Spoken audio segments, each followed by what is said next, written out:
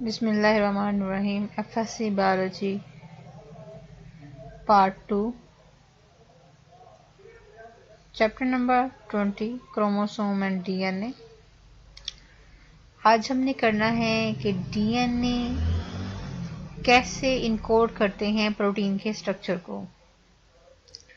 1953 में English biochemist थे Frederick Sanger. उन्होंने डिस्क्राइब किया था complete sequence of amino acids of insulin, यानी कि इंसुलिन की अमाइनो एसिड्स की क्या अरेंजमेंट है। हमें पता है कि इंसुलिन में अमाइनो एसिड जो हैं वो 2 स्ट्रिंग में अरेंज होते हैं।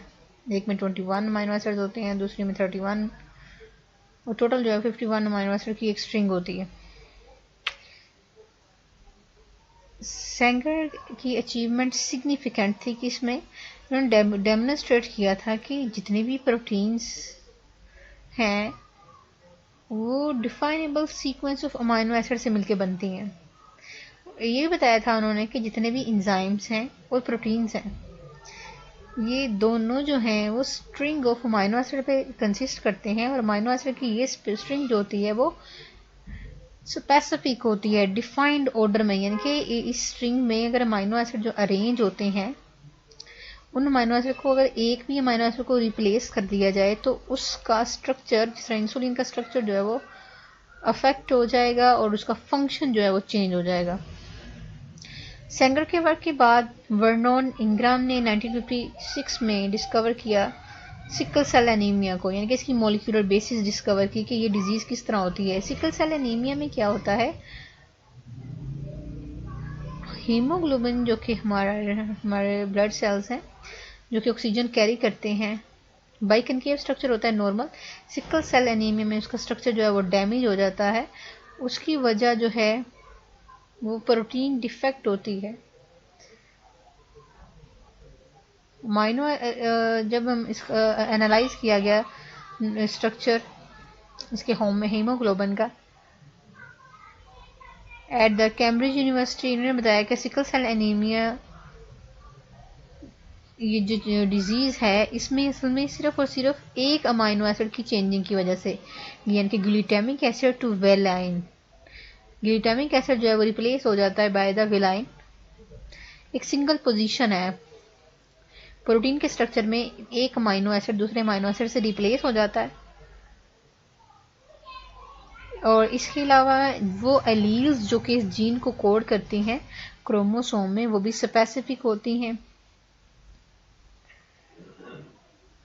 और इसी उसकी इनकोडिंग जो है वो चेंज होती है। इनकोडिंग की वजह से वो उसके अमाइनो एसिड में चेंजिंग आती है, उसके प्रोटीन में चेंजिंग आती है, और ये जो डिजीज काज हो जाती है।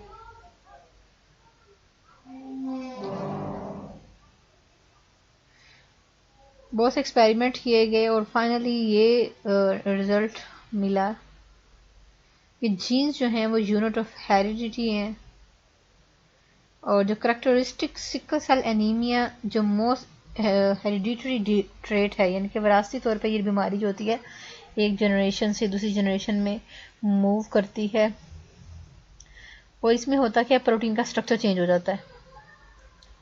और चेंजिंग कहाँ पे आती है, सीक्वेंस ऑफ अमाइनो एसिड, वो अमाइनो एसिड की सीक्वेंस जो कि प्रोटीन बनाती है उसमें चेंजिंग आती है। ये सीक्वेंस की अमाइनो एसिड की सीक्वेंस में चेंजिंग की वजह से इसकी वजह क्या है, न्यूक्लियोटाइड्स। हमें पता है कि हमारा डीएनए जो है वो इसका यूनिट न्यूक्लियोटाइड्स है।